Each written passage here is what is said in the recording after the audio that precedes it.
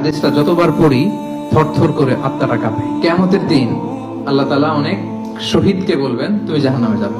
সে বলবে আল্লাহ আমি জাহান্নামে যাব, আমি তো রক্ত দিয়েছি তোমার জন্য, লিইলাই কালিমাতিল্লাহ, আমার দেহের তাজা রক্ত দিয়ে আমি শহীদ হয়েছি, জানাজা ছাড়া আমার দাফন হয়েছে, আমি তো জান্নাতে যাব। আল্লাহ বলবে না, তুমি শহীদ হয়েছো এই কারণে যে লোকজন তোমাকে বীর বলবে, বীর বাহাদুর। তো দুনিয়াতে তো তোমারে বাহাদুর বলছে, তো তোমারে বিশাল যোদ্ধা ছিল, বাহাদুর ছিল, খেতাব তো তুমি পেয়েছো, আমার কাছে কিছু নেই, জাহান্নামে যাও, গো টু দ্য হেলফায়ার। অনেক দানশীলকে আল্লাহ বলবে জাহান্নামে যাও। সে বলবে আল্লাহ আমি জাহান্নামে যাব, আমি তো মসজিদ, মাদ্রাসা, এতিমখানা, বৃদ্ধাশ্রম এমন কিছু নাই যে বাকি রাখছি, শত শত মসজিদ আমি করেছি, আমি কেন জাহান্নামে যাব? আল্লাহ বলবে না, তুমি দান করেছিলে এই জন্য যে লোকজন তোমার দানশীল বলবে, দানবীর বলবে, আদেম তাই বলবে, ওটা তো তোমাকে বলা হয়েছে, জাহান্নামে যাও, আমার কাছে কি চাও, গো টু দ্য হেলফায়ার। সেদিন আল্লাহ তাআলা অনেক আলেমকে ডাকবেন, অনেক দাঈদেরকে ডাকবেন, অনেক দুআত ইলাল্লাহদের তিনি ডাকবেন।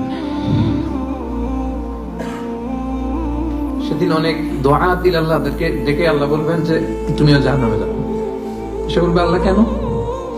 আমি মানুষকে কোরআন শিখিয়েছি, আমি মানুষকে হাদিস শিখিয়েছি, আমার কথা শুনে অনেকে নামাজ ধরেছে, আমার কথা শুনে অনেকে দাড়ি রেখেছে, আগে সুদ খেত, আমার কথা শুনে সুদ বন্ধ করেছে, আমার কথা শুনে তো আল্লাহ এরা নামাজি হয়ে গিয়েছে।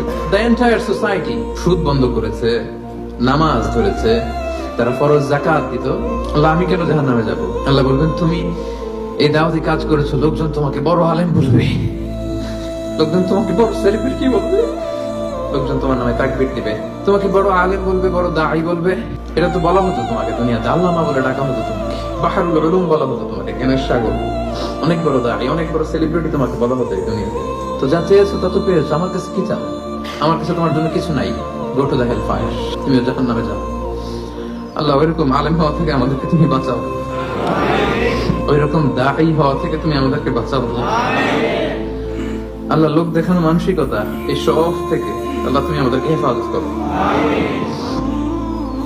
তাহলে 4 নম্বর যে রোগ আমরা চিনে ফেলছি না, এটার নাম কি? রিয়া। নামাজ পড়তেছি,